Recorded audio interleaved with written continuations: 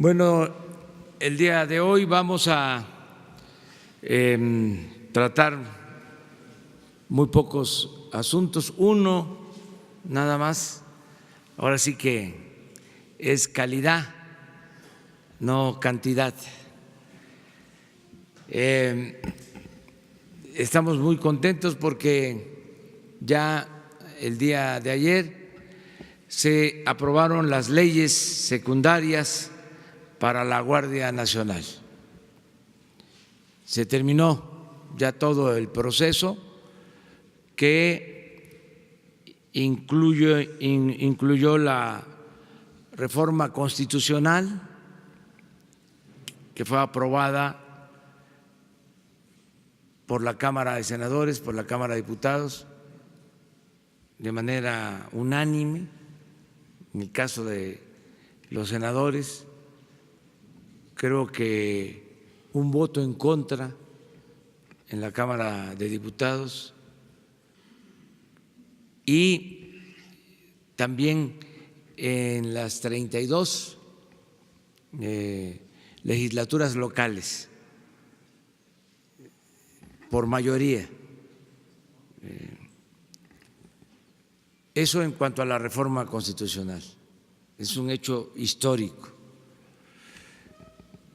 Y el día de ayer se terminó el proceso de aprobación de las reformas a las leyes secundarias o de la creación de las leyes reglamentarias de la reforma constitucional.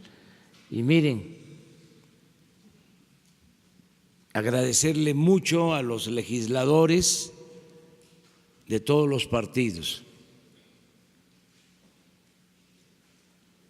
En el caso de paridad de género, que también se aprobó,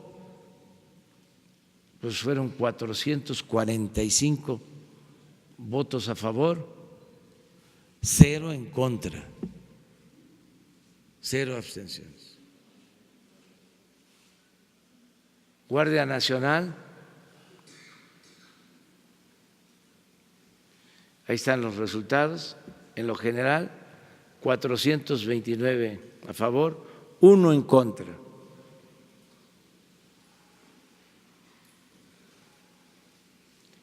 En uso de la fuerza, en lo general, 436 a favor, 1 en contra. Registro de detenciones, en lo general 430 a favor, 1 en contra. Reforma a la ley del Sistema Nacional de Seguridad Pública, 428 a favor, 1 en contra. Y en ningún caso, solo en una reforma en el caso de uso de fuerza, en lo particular, 26 abstenciones. En el resto, 0 abstenciones. Fue un hecho histórico. Les informo que se están llevando a cabo ya los cursos de capacitación, de formación de integrantes de guardias para la Guardia Nacional. Y se inicia la operación nacional formal, aunque ya se está trabajando en algunos estados, pero a nivel nacional el día 30 de junio. Para entonces ya van a estar los primeros elementos formados, porque están ahora en capacitación.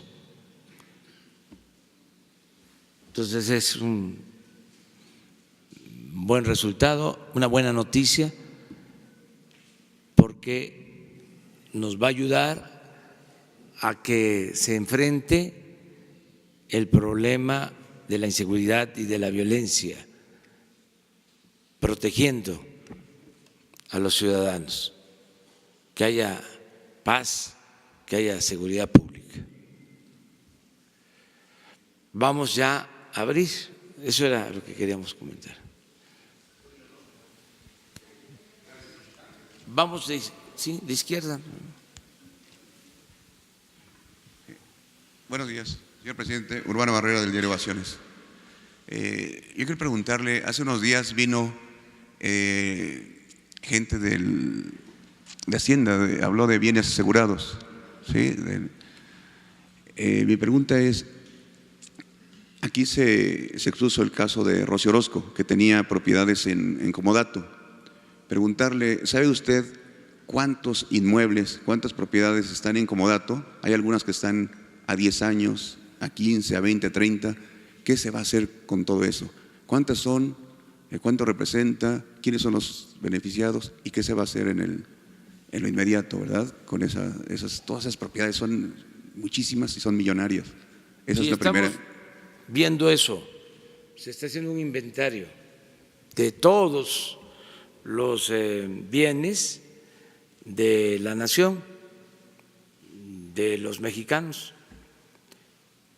y también de todo lo que se obtiene, se confisca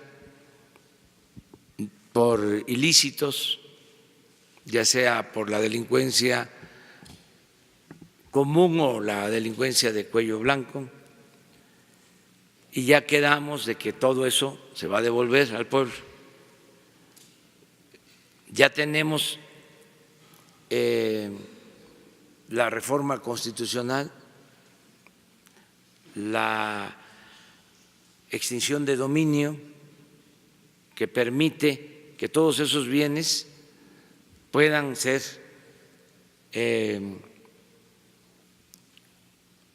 obtenidos para el desarrollo de México. La palabra confiscación no es la más correcta, porque en la misma Constitución está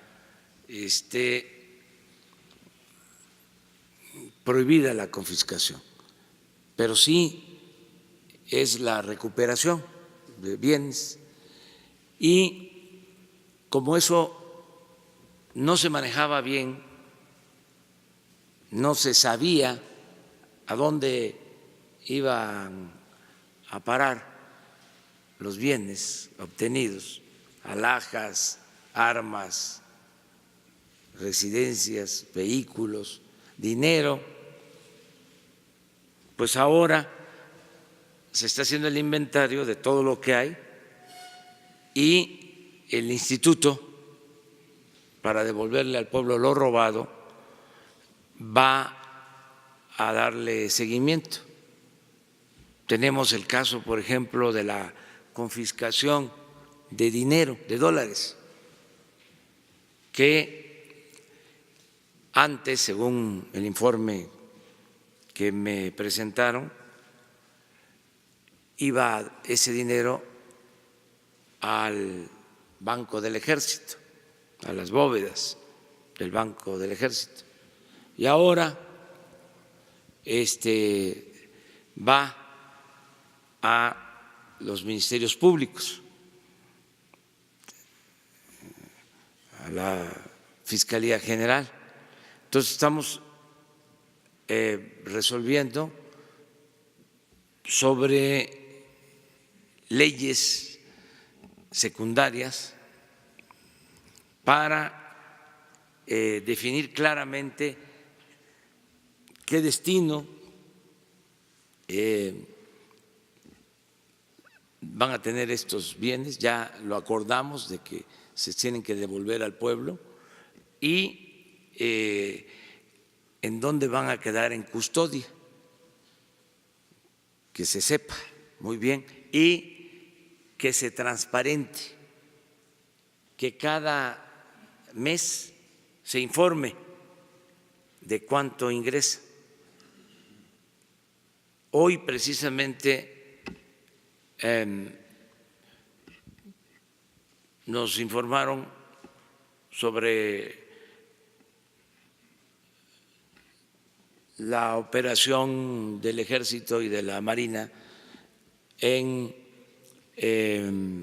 acciones de combate al narcotráfico, de cómo se están clausurando laboratorios, las llamadas cocinas y detención de personas por narcotráfico, tanto en tierra como en mar.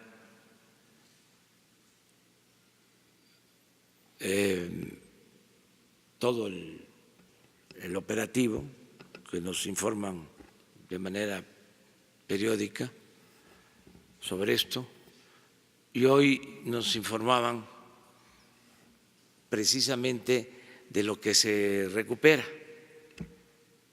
Esto, por ejemplo, es un informe de una semana, 10 días, por estas acciones, solo por estas acciones. A ver si no está la lámina, nada más una.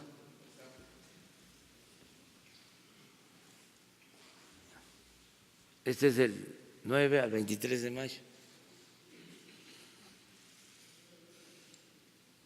Si ven, nada más del 9 al 23, que estamos hablando de 14 días, ¿no? 4.437.000 dólares.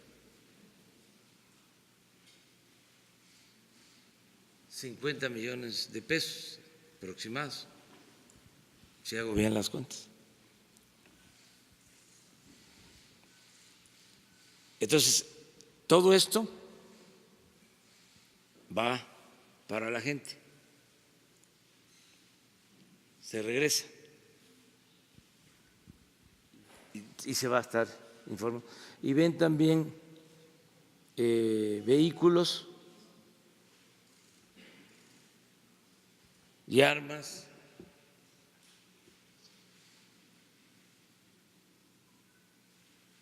Es un ejemplo. Y hay, desde luego,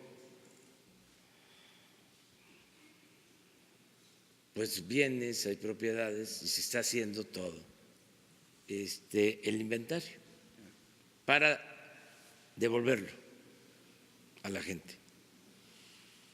Perfecto. Muy bien. Sí, la segunda pregunta, señor presidente, muy breve. Comentar nada más, ¿cómo va el proceso de revisión de las direcciones y las subdirecciones alternas? Según datos de la Secretaría de Hacienda, en el gobierno del presidente Vicente Fox se crearon 167,000 en el de Fox y otras 163,000 en el gobierno del presidente Calderón, algo así como 320,000 direcciones y subdirecciones adjuntas, todas con salarios por encima de 50,000 pesos hasta llegar a 120, sí, 160,000. Sí. ¿Qué se está haciendo en este caso y cómo va este inventario, este registro? Porque muchas de ellas ni siquiera iban a trabajar. Y complementario a esto, le iba a comentar, tenemos todavía el vicio, por ejemplo, en todas las alcaldías de la Ciudad de México, áreas en donde todavía la entrada y salida, el chequeo de asistencia del personal es con firma, es a través de una persona que lo registra y ahí se da un tráfico de todo, ¿no? Hay gente que tiene 2, 3 trabajos y llega a las alcaldías y firma, llega 1 hora, se va. No, sería muy fácil poner un reloj checador, un digitalizador. ¿Qué propondría usted, señor presidente? Gracias. Bueno, estamos haciendo un ajuste, no es nada nuevo, no debe de sorprender a nadie. Yo siempre he planteado que la fórmula para transformar a México estriba en acabar con la corrupción y en hacer un gobierno austero.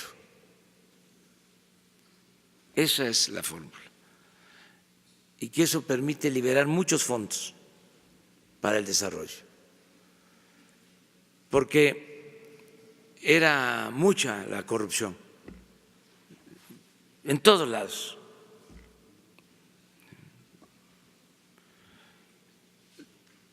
Y si se termina por completo, si no se tolera la corrupción, se liberan muchos fondos, mucho dinero. Y lo mismo en el caso de la austeridad. Se crearon muchas plazas para funcionarios del más alto nivel, un doble discurso, como siempre los conservadores, muy hipócritas, hablando de recortar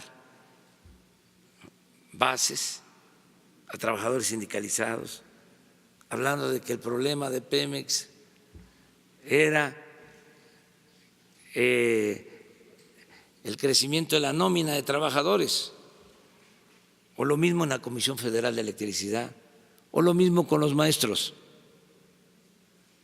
Y ahí despedían, pero al mismo tiempo arriba contrataban para los altos mandos con sueldos elevadísimos. Entonces, ¿qué estamos haciendo? Pues estamos ajustando todo el gobierno, todas estas direcciones adjuntas que se crearon, que fueron muchísimas, no tengo ahora el dato, pero significan duplicidad. Ya había una dirección y se creó otra, pero además con sueldos más elevados. Entonces creció muchísimo el gasto corriente, no creció la economía, no hubo desarrollo, al contrario, creció la pobreza, la inseguridad, la violencia, pero sí el aparato. Entonces estamos haciendo un ajuste en este sentido, por eso la ley de austeridad republicana y pues hay quienes no quieren aceptar esta nueva política y hablan de despidos de trabajadores y ha quedado muy claro de que no se despide a trabajadores de base sindicalizados, el ajuste es arriba. Estamos cortando el copete de privilegios que había, que era mucho. Y aquí aprovecho de una vez porque sigue el tema para decir de que no van a afectarse los servicios, al contrario, van a mejorar, porque ahora se convirtieron en paladines de la justicia. Ahora les preocupa mucho el que no falten los medicamentos, el que mejore el servicio de salud. Claro que nos importa, si por eso estamos haciendo estos cambios. Se quedaron callados, permíteme, se quedaron callados cuando dieron los contratos para construir hospitales en beneficio de funcionarios y de contratistas vinculados al gobierno. ¿Sabes cuántos hospitales? Y sería bueno que se investigara. Dejaron sin terminar, centros de salud y hospitales, 270. Es un tiradero de obra por todos lados. Y en el caso de las medicinas, repito, el año pasado compró el gobierno 90,000 millones de pesos de medicamentos, 90,000 millones de pesos, y 10 proveedores vendieron el 80% y 3 el 62%. Voy a pedir que el lunes esté aquí con ustedes el secretario de Salud y quiero que les expongan cómo se atendió el problema de los medicamentos para enfermos de SIDA. ¿Se acuerdan que decían que no iban a haber medicamentos? Se resolvió sin ningún problema. ¿Saben cómo lo resolvimos? Con el apoyo de científicos que voluntariamente decidieron darnos sus puntos de vista que nunca habían sido tomados en cuenta, porque era un negocio más la compra de estos medicamentos. Y ellos resolvieron de que había, por decir lo menos, una duplicidad, que se compraban medicamentos de más, caros, muy caros. Bueno, nos ahorramos más de 1,000 millones de pesos y los tratamientos son ahora mejores. Pero yo se los explico así de manera muy general, quiero que se los expliquen científicamente, técnicamente, porque esto va a servir de ejemplo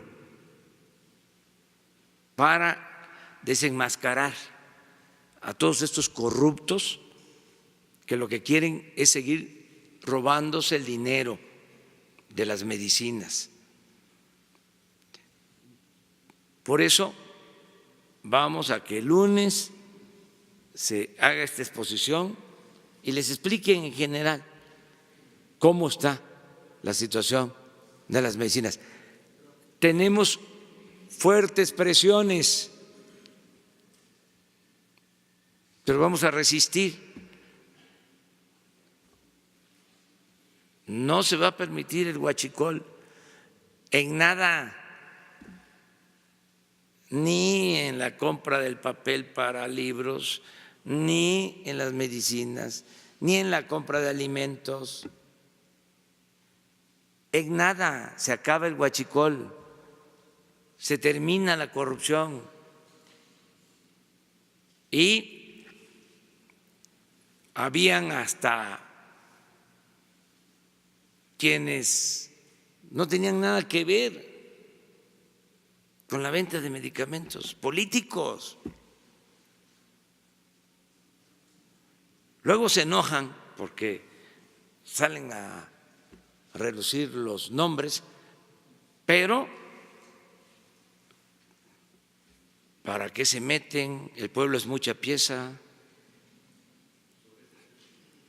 Es mejor que ya entiendan que las cosas han cambiado, porque nosotros no nos vamos a quedar callados. Cero corrupción. cero impunidad. Entonces, es muy bueno el debate que se está llevando a cabo. A ver, pero con él primero. Buenos días, señor presidente. Buenos días, señor presidente. Carlos Montesinos de la Hoguera. Pero entonces, ¿a qué responde lo que dicen ayer los directores de 11 hospitales especializados como cancerología, neurología, el infantil, de que sí hay una afectación en los recursos, en los medicamentos?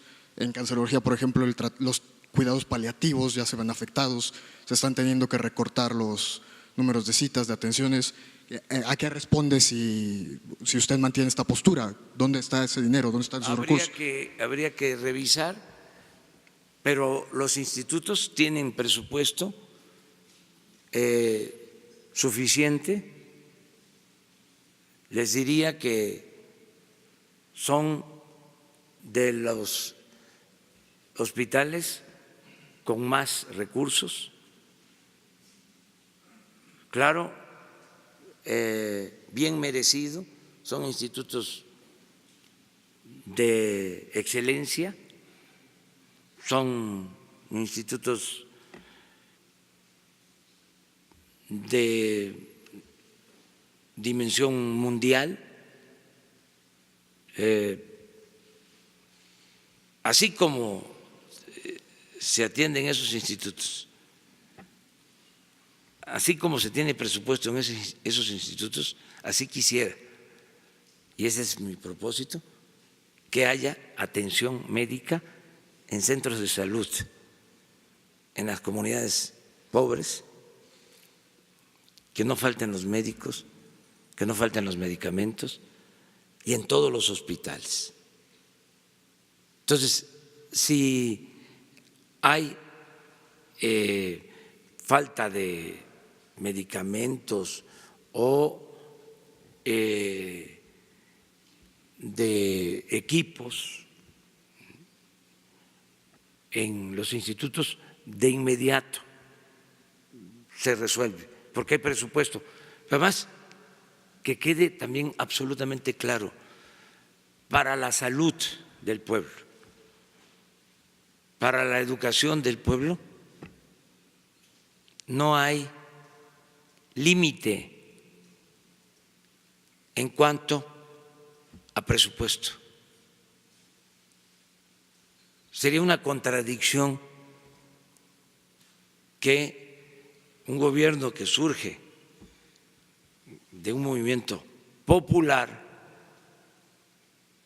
que estamos a favor de combatir la pobreza, de atender a todos, de escuchar a todos, de respetar a todos, pero de darle preferencia a los humildes, de que por el bien de todos, primero los pobres, no destinemos recursos para la salud o para la educación.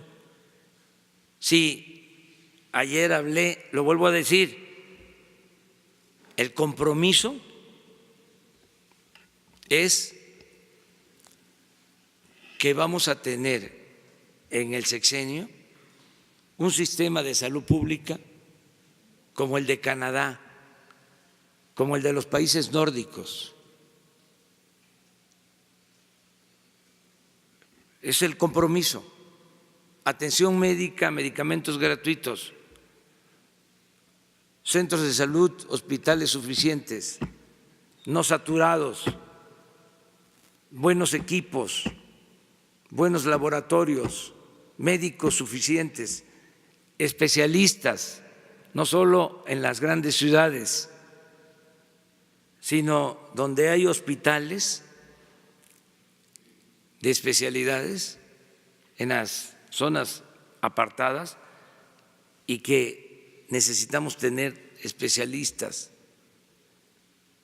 y medicinas y no cuadro básico, todas las medicinas. Ese es el compromiso. Pero son muchos los intereses.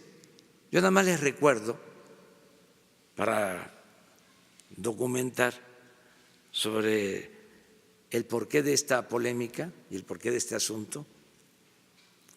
El presidente Obama inició una reforma de salud en Estados Unidos y no pudo por los intereses creados alrededor de todo lo que tiene que ver con la salud. Nosotros vamos a poder, ¿eh? Nosotros vamos a poder, vamos a dar el ejemplo mundial en eso y en otras cosas. Tienen que ser liberados los 2.400 millones de pesos de Hacienda. Eso se va a ordenar, presidente. Sí, pero no hay congelamiento de recursos, son inventos. El lunes les informan, el lunes que venga el secretario de Salud, es más, hoy mismo les informan.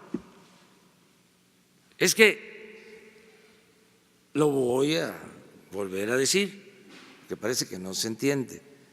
Hay presiones, sí, hay presiones de los que venden las medicinas. Pues imagínense el negocio, imagínense que una empresa vendía $2,000 millones.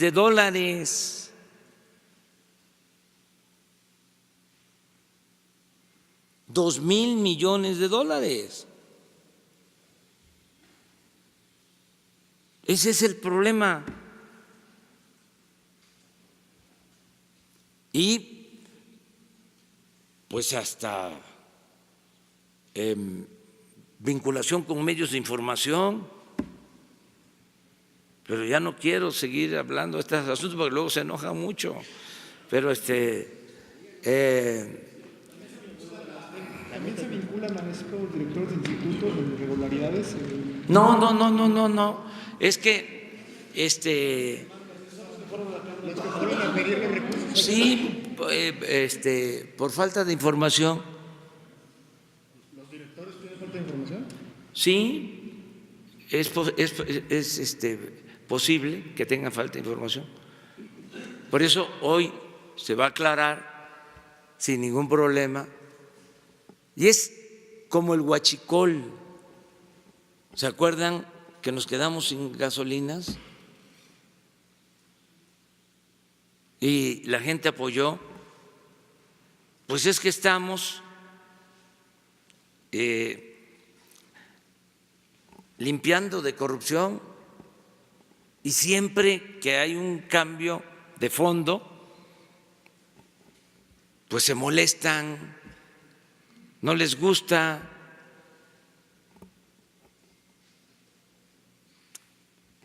Imagínense cómo vamos a dejar sin medicina a los enfermos, y ahora, y por eso es muy interesante, ojalá y no paremos estos debates, porque dan pie a que todos participemos y se conozcan más las cosas. Yo le voy a pedir a Jesús que hoy mismo con Hacienda, la oficial mayor de Hacienda, que es la encargada de compras, ustedes no saben cuántas presiones recibe, tiene todo mi apoyo, Raquel Buenrostro, porque ¿cuánto compra el gobierno? Como $1 billón de pesos.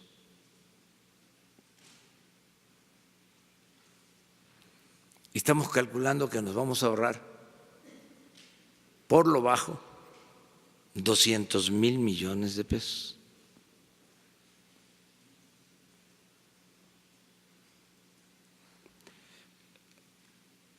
Y ahí viene los cambios en la Comisión Federal de Electricidad, porque también allá hay huachicol.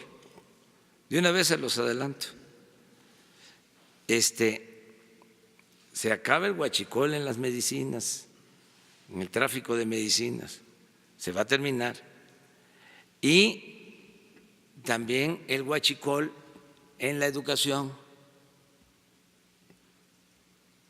que hay también. Que Raquel les informe sobre todo el plan de adquisiciones y en particular sobre las medicinas. Y esto va a ayudar mucho a que haya información.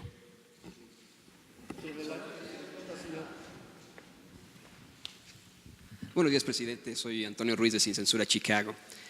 Como usted seguramente sabe, seguramente ya leyó, el periódico Reforma anoche revela una lista de periodistas beneficiados en concepto de campañas oficiales en el sexenio pasado, el de Enrique Peña Nieto, una lista que usted entregó al INAI, pero no nos salen las cuentas. Nos habían dicho ustedes antes que eran 60,000 millones de pesos en concepto de campañas oficiales y que una cuarta parte, 15,000 millones de pesos, pues era lo que se le había dado a los columnistas, ¿no?, beneficiados en estas campañas oficiales. Reforma dice que son más de 1,000 millones de pesos, pero no salen las cuentas. ¿Puede decir si faltan columnistas ahí, si faltan medios de comunicación? Y le tengo otra pregunta. Bueno, miren, bajo palabra de decir verdad, nosotros no dimos a conocer los nombres de quienes reciben o recibían estos apoyos para trabajos informativos. Esto tuvo que ver con otras dependencias. Si dieron a conocer los nombres, nosotros solo entregamos esta información al Instituto de Transparencia, así, y nosotros no dimos a conocer los nombres. Quiero aclarar de que lo que nos pidieron nos pidió el Instituto de Transparencia fue la información sobre columnistas, periodistas. No es el gasto de publicidad del gobierno, que eso es otra cosa. El gasto de publicidad el año pasado fue de 10,000 millones de pesos, que son cosas distintas. ¿Por qué tengo lo de 10,000 millones en la cabeza? Porque decidimos en la ley de austeridad reducir ese gasto a la mitad y todavía en la nueva decisión que se tomó en un memorándum se reduce a 4,000, de 10,000 a 4,000. Vamos a ahorrarnos este año en publicidad 6,000 millones de pesos. Bueno, de esos 10,000 que implican contratos, además es parte de la cuenta pública, contratos con medios de información para la adquisición de espacios en radio, televisión, periódicos. Además de eso, había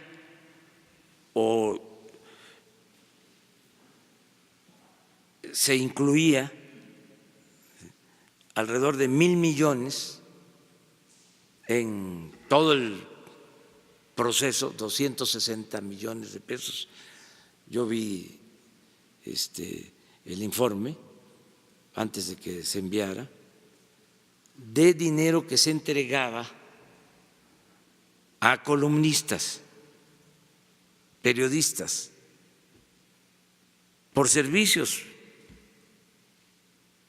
pero no es todo el gasto de publicidad del gobierno.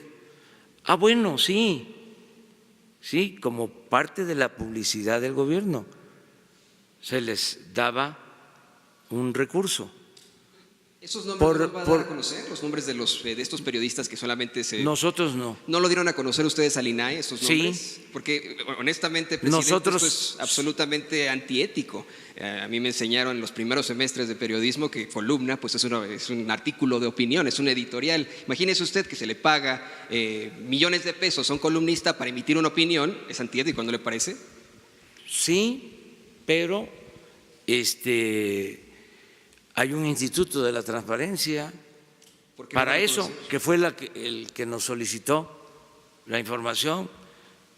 Y aquí dijimos en su momento que no queríamos que se pensara que era una respuesta nuestra ante ataques o cuestionamientos o críticas legítimas.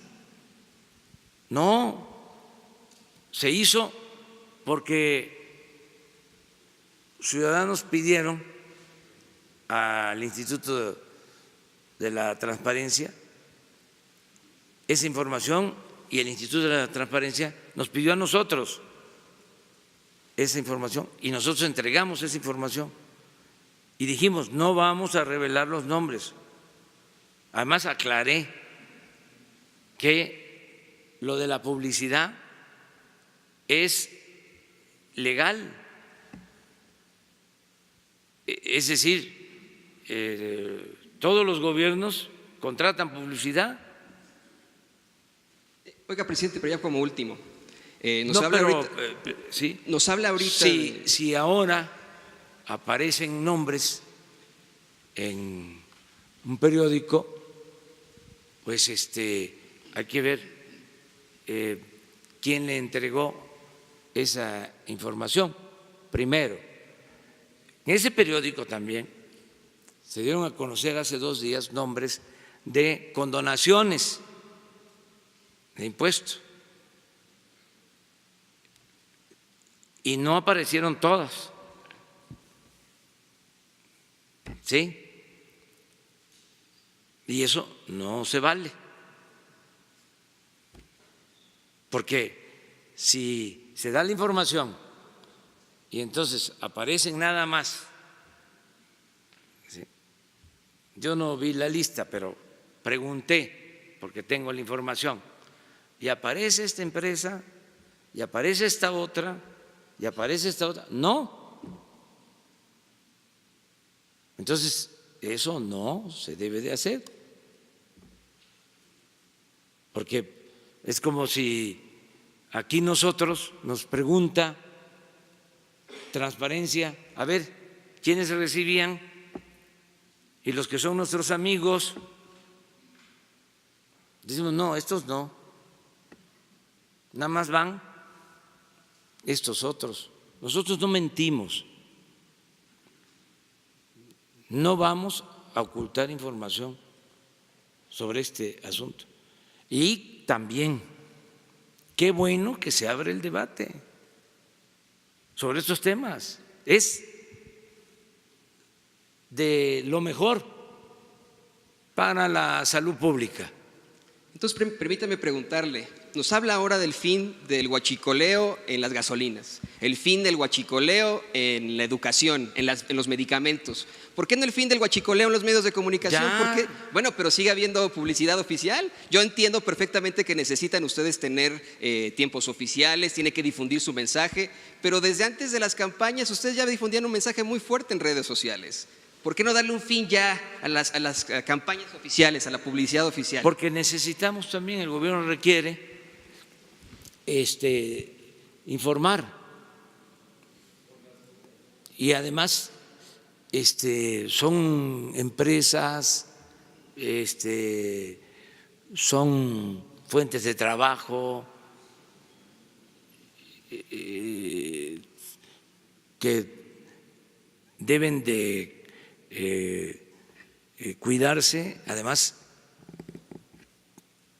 por ley, nosotros tenemos derecho a informar, es garantizar el derecho a la información, y se hace a través de las redes sociales y se hace a través de todos los medios, pero se van a seguir haciendo contratos de publicidad con medios transparentes, explicando, ¿sí?, por qué a los medios convencionales, no convencionales, de acuerdo a la cobertura, al alcance que tienen, si son medios de periodistas, hay que apoyarlos,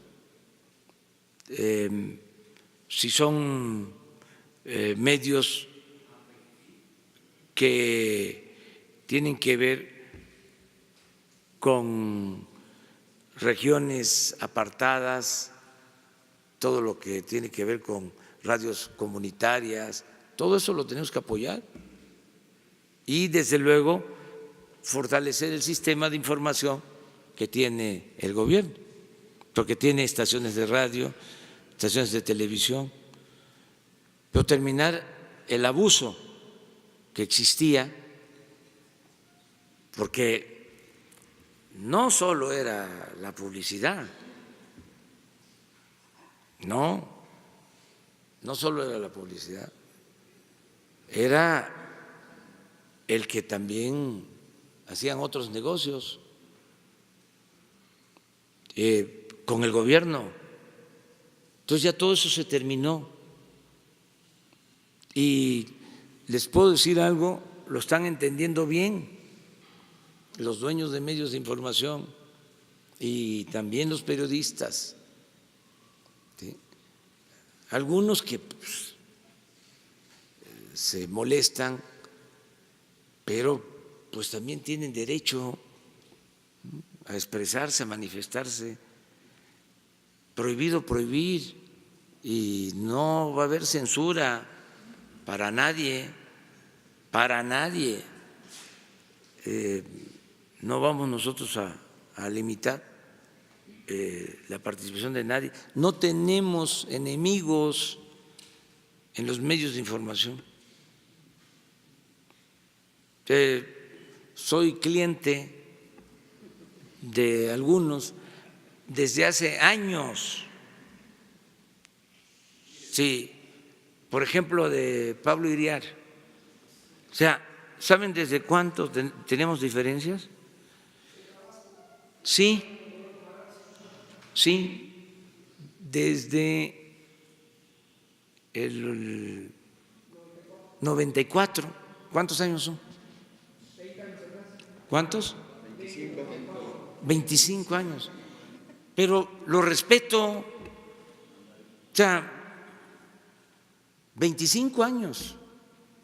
O sea, él tiene un punto de vista sobre mi persona, yo tengo también el mío sobre su persona.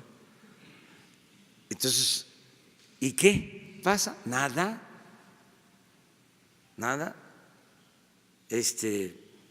Todos los días, ¿no?, soy cliente, pero pues lo entiendo. Él políticamente, porque no me gusta meterme a las cosas familiares, políticamente fue el de comunicación de Salinas. Estuvo, no sé si en Notimex o era director de El Nacional o alguno de esos periódicos que ya no existen, que eran boletines. Ya no existe El Nacional, ¿verdad? Sí, lo mismo Riva Palacio, pues estuvo con Salinas Otto Granados, pues el que acaba de salir de secretario de Educación, fue el de Comunicación Social de Salinas. Entonces, los entiendo, somos distintos, tenemos proyectos contrapuestos de nación. Pues ellos se dedicaron a apuntalar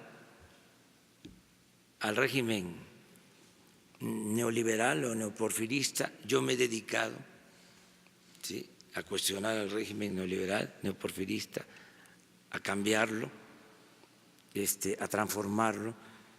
Pero bueno, si existe este debate, ¿sí?, es sano completamente que se exprese, que se manifieste. Aquí lo que cuentan son los argumentos.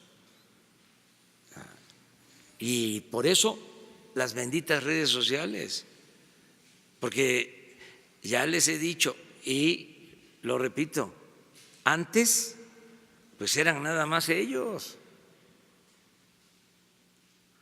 ¿Y a nosotros en dónde nos publicaban? Hay un periódico al que yo respeto mucho, uno,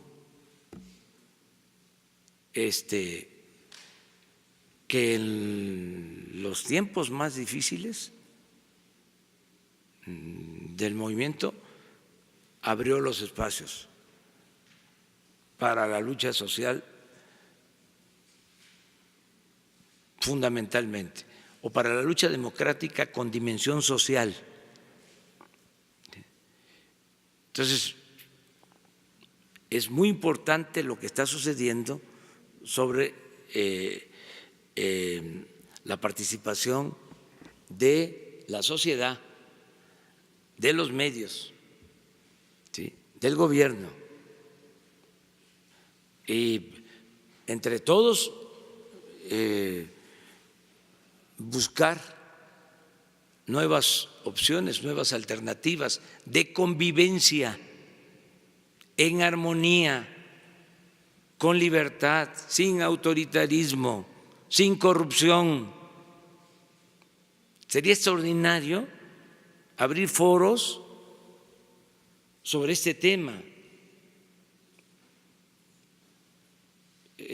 porque sí estamos en un proceso de cambio, de transición, y no solo porque cambió el gobierno y va a cambiar el régimen, el actual gobierno, es un cambio de régimen, no solo por eso. O sea, y se tiene que entender que es una nueva realidad y que no se puede poner vino nuevo en botellas viejas, no solo por eso, sino por el avance de la tecnología. ¿Cómo se le hace para mantener a periódicos ante el crecimiento constante de las redes sociales? Imagínense los jóvenes. Vamos a ver a los jóvenes dentro de 2 años, 3 años, 5 años, 10 años, como nosotros que nos levantábamos y después del café buscábamos el periódico para leer, o era parte de la costumbre, o la radio, desde que uno se levantaba, porque además no solo eran las noticias, sino eran los avisos. En mi estado era que mandaran el cayuco a la orilla del río porque iba a llegar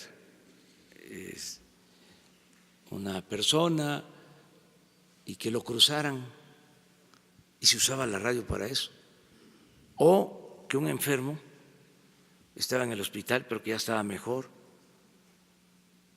Pero ahora, ¿sí?, en muchos casos todo es con el Internet y vamos a comunicar a todo el país con el Internet. Entonces, ¿cómo se va a dar el reacomodo en los medios? ¿Qué va a pasar con el periodismo? Son temas interesantes. ¿Y qué sugieren ustedes que se haga? O sea, ¿qué podemos hacer nosotros desde el gobierno? ¿Qué ustedes proponen? Sí, pero la política que debe de aplicarse, nosotros tenemos lineamientos generales, pero ¿por qué solo nosotros vamos a decidir la política? ¿Por qué no se comparte? Y todos opinamos y hay una consulta con este propósito. Va a haber, creo que la semana próxima, una consulta para igualdad promovida por mujeres, para seguir avanzando en la igualdad. Es un tema importante este. Entonces, claro, sin odio, sin rencores, con respeto, pero es interesante. Buenos días, presidente. Alberto Rodríguez, de SDP Noticias. En este listado que aparece de periodistas, quiero entender mejor exactamente cómo se elaboró, porque es un listado de empresas, de razones sociales ligadas a periodistas que recibieron dinero, ya sea por concepto de publicidad oficial o por otros servicios, como el caso de Krause, que recibe publicidad oficial y recibe otros servicios, ¿no? Y él tiene Editorial Clio, y la empresa que está listada en realidad es Editorial Clio, no Enrique Krause. En ese sentido, ¿por qué no se incluye también a La Jornada, que los dueños son periodistas? ¿Por qué no se incluye a Reforma, cuyo dueño es periodista, estudió periodismo, al Universal? O sea, ¿no le parece a usted que fue un poco discriminatoria la manera en la que se entregó la lista de poner simplemente a empresas ligadas a periodistas, pero no a todas? O sea, insisto, La Jornada y otras también son de periodistas y no se sabe qué monto recibieron ellos. No, pues eso se puede resolver. Damos a conocer, si lo solicitan, todo el presupuesto que se utilizó para publicidad. Es que me parece que la solicitud original iba en ese sentido. No era para esto, tengo entendido. Pero podríamos resolverlo así. Si el Instituto de la Transparencia nos pide toda la información, se entrega. Es que la solicitud ya es en ese sentido, señor presidente. ¿Sí? ¿Podrían ustedes aclararlo? ¿Sí?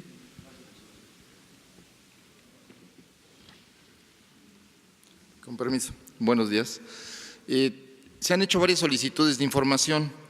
La primera, que fue la que se respondió, porque también se recurrió al Instituto de Transparencia y ordenó que se liberara la información. Entonces, nosotros estamos atendiendo todas las solicitudes, hay más de 50, y hay una solicitud que incluye toda la información que están señalando de todos los contratos de publicidad. Y nosotros tenemos esa información, en la medida en que se está solicitando, se está entregando tal como se está solicitando. Entonces, por supuesto que está ya la entrega, se va a hacer entrega de esta información, está preparada. Entonces, igual todos los detalles de por qué se incluyó, se ligó a periodistas con empresas, porque pertenecen a los consejos de administración, forman parte de la empresa. Entonces, esa es la manera por qué se definió así y se lo relacionó con los contratos. Así como algunos sitios web, etcétera, que tienen también relación con periodistas en lo particular. O sea, para contestar tu pregunta, ya viene toda la información. tenía otra pregunta. A ver, otra. Acaba de salir el resultado del Producto Interno Bruto en el primer trimestre y es una contracción de 0.2% en comparación al trimestre inmediato anterior. Esto daría, con este resultado es casi imposible que se logre el crecimiento de 2% en este año. Vamos a esperar. Ya se fue la cuarta parte del año. Sí, pero todavía queda tiempo y hay, por otro lado, buenas noticias. Está creciendo la inversión. Lo dije ayer, tenemos fortaleza en nuestra moneda, se aprecia el peso más que otras monedas en el mundo, se fortalece el peso y hay estabilidad en cuanto a inflación y va a haber más crecimiento, va a haber mucho más crecimiento. Entonces vamos a esperarnos. Es que todavía está hecha la apuesta, o sea, no me estoy echando para atrás, o sea, además vamos a esperarnos a que termine el año. Perro no come carne de perro. Ningún periódico ha publicado lo que aquí se ha ventilado de que reciben periodistas moches, dinero, pero realmente aquí ninguno es fifí. ¿Quiénes son los de Lampa? ¿Quiénes son los fifí?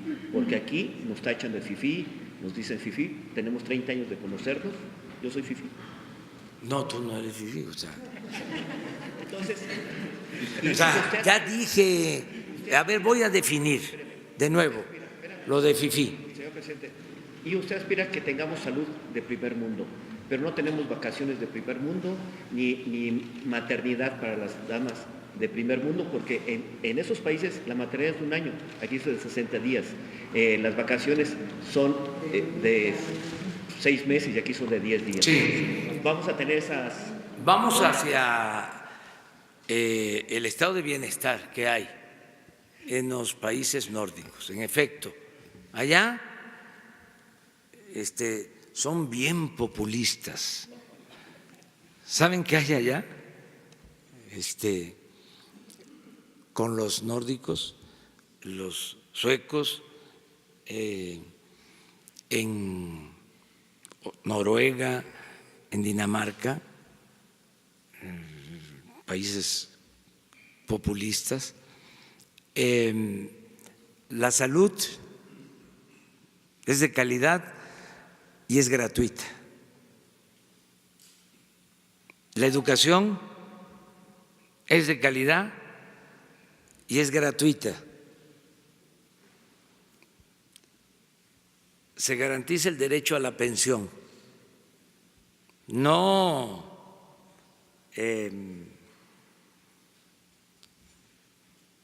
en una poca cantidad, sino pueden estar recibiendo en pesos un pensionado. En Dinamarca, 25, 30 mil pesos, después de los 65 años. ¿Saben por qué han podido alcanzar eso? Porque no hay corrupción, ni en Suecia, ni en Dinamarca, ni en Noruega. No hay corrupción.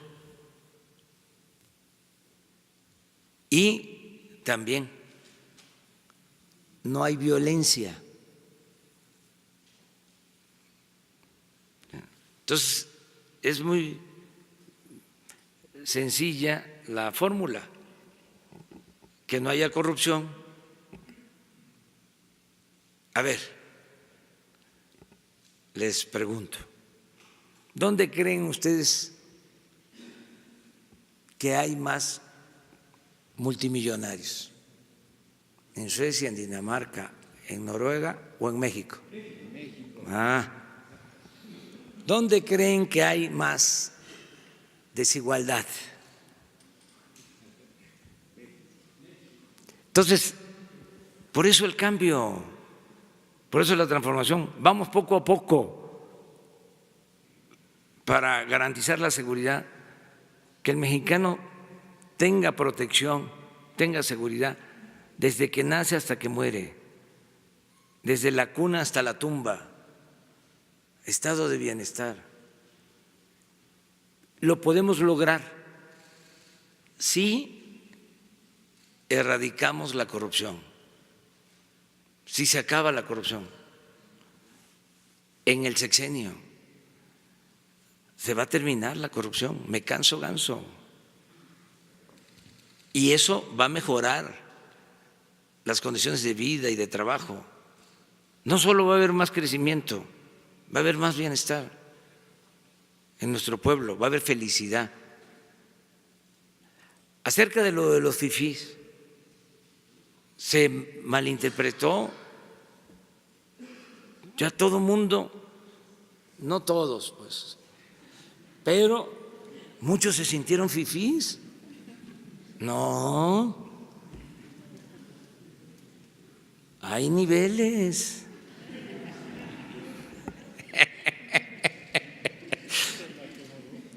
El fifí es como el junior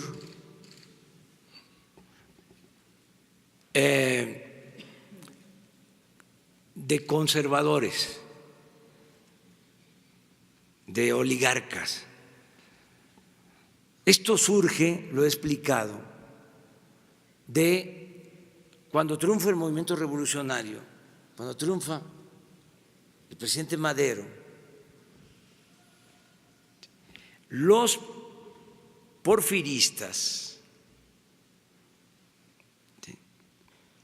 no todos, pero sí en su mayoría, de la oligarquía, sus familias, pues rechazan al presidente Madero, lo rechazaban hasta los propios miembros de su familia. Su abuelo Evaristo le escribió una vez una carta a Porfirio Díaz diciendo: estamos muy apenados con usted, presidente. Este nieto, Francisco, está muy mal, queriendo quitarle el poder. Nos preocupa con decirle que es hasta espiritista. Bueno, ese pensamiento conservador se expresa de manera intensa y burda cuando gobierna el presidente Madero, que quería la democracia, un hombre bueno. Entonces, cuando empieza la represión impulsada por ellos y desde luego permitida por un embajador de Estados Unidos, cuyo nombre es preferible olvidar, el peor embajador que ha habido en México, de los Estados Unidos, y otros grupos de intereses creados,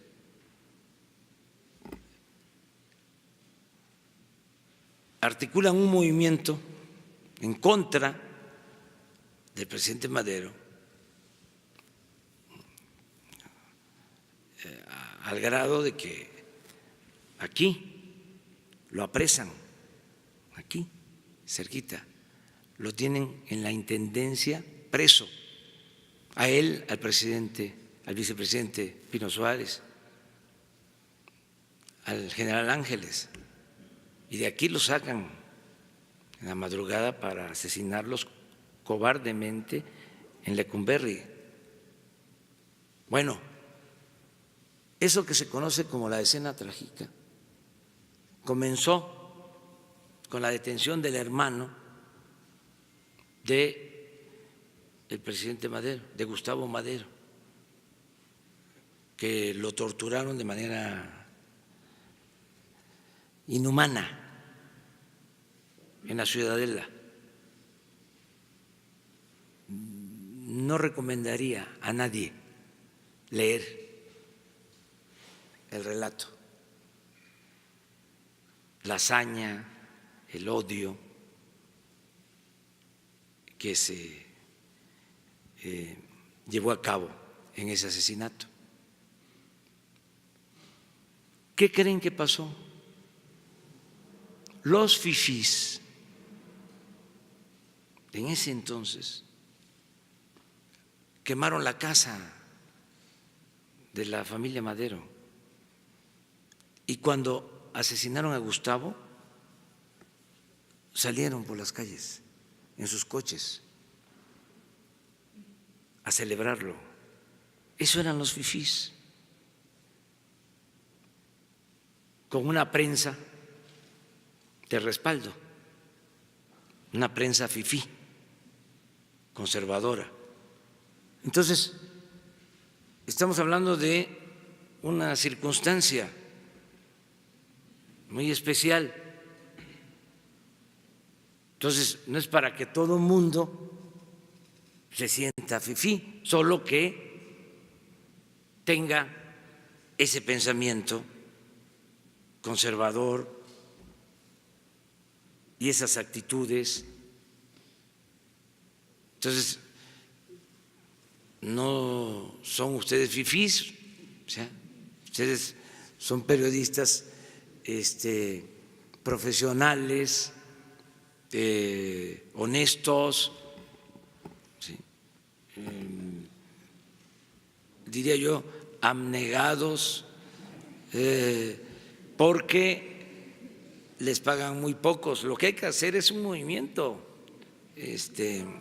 para mejores condiciones salariales en el periodismo. Pero bueno, ya no me meto en eso. Ella. ¿Tú, los dos? Buenos días, ciudadano presidente. Malanderos de Revolución 3.0. El día de ayer nuestro medio publicó un reportaje que involucra a Jorge Alberto Ibáñez Candelaria, un alto funcionario de la Comisión Ejecutiva de Atención a Víctimas, CEAP. El delito es de sustracción de una menor de 11 años. La madre de la menor lleva más de 2 años sin ver ni saber nada de su hija, pese a tener la guarda y custodia de la niña. Durante estos 2 años, jueces le han ordenado al funcionario entregar a la niña a su madre y por desobedecer en varias ocasiones ya se emitió una orden de arresto.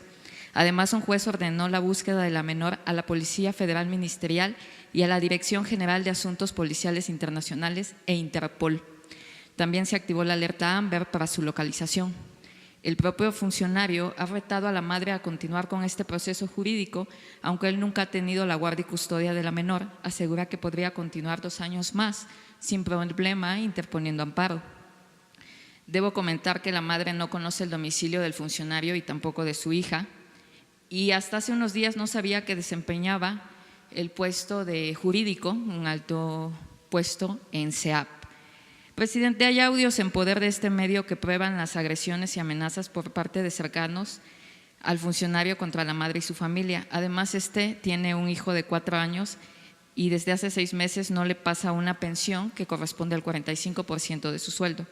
Con todo lo expuesto, aún así un juez le otorgó al funcionario una suspensión definitiva para que no pueda ser arrestado y tampoco pueda presentar ante las autoridades a la menor de 11 años. Este funcionario trabaja en una comisión tan importante y tiene que ver con víctimas. Y pese a que no tiene la guardia y custodia de la niña, pues ha conseguido amparos. El próximo lunes un juez podría ratificar que el funcionario se quede con la niña, que no pueda ser arrestado. Y usted nos ha hablado de que su gobierno no va a permitir la corrupción. Yo le he presentado este caso. ¿Qué opina y qué podría hacer su gobierno por esta madre? Gracias. Pues que sea atendida. Si tú tienes la comunicación con ella, que se ponen de acuerdo con Jesús para que la reciba la secretaria de Gobernación. Ese es el compromiso. Y que le explique sobre su problema y qué se puede hacer para ayudar. ¿Te parece? Bueno. Señor presidente, Jaime Hernández, de Bajo Palabra. El Servicio Postal Mexicano viene atravesando por varios periodos de crisis, pues las administraciones anteriores no le invirtieron lo suficiente para su eficiencia. Los trabajadores han denunciado que la situación actual es complicada, que no cuentan con los recursos materiales necesarios, como es falta de parque vehicular, refacciones y poca eficacia administrativa. Además, en cuestión de mensajerías, hay empresas privadas muy competitivas. La pregunta que le haría a usted es si su gobierno tiene algún plan de rescate para el Servicio Postal Mexicano y sus trabajadores, y si queda descartado cualquier intento de privatización como pretendían los gobiernos pasados. Sí, eso último, queda descartado cualquier intento de privatización del servicio postal. Eso lo puedo afirmar. Y vamos a ver, voy a revisar, voy a pedir un informe de cómo está la situación de los trabajadores. No se va a despedir trabajadores, no hay privatizaciones, eso que quede muy claro. No se va a continuar con la misma política antipopular y entreguista. Eso queda de manifiesto. Me tengo que ir porque voy a Zacatecas, voy a Pinos, Zacatecas, y luego voy a San Luis Potosí. Hoy son 2 actos. Mañana voy a Guanajuato.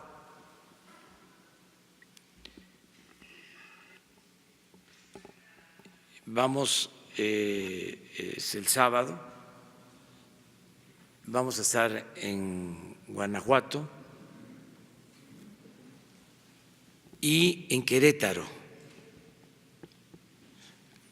Y el domingo vamos a la refinería de Salamanca, que nos falta de revisar. Ya con Salamanca sería, estaríamos terminando del recorrido de evaluación de las refinerías, de las 6 refinerías. Y terminamos el domingo en Jilotepec, en el Estado de México. O sea que vamos a Zacatecas, a Guanajuato, San Luis, Querétaro y Estado de México este fin de semana. Y nos vemos el lunes. ¿Sí?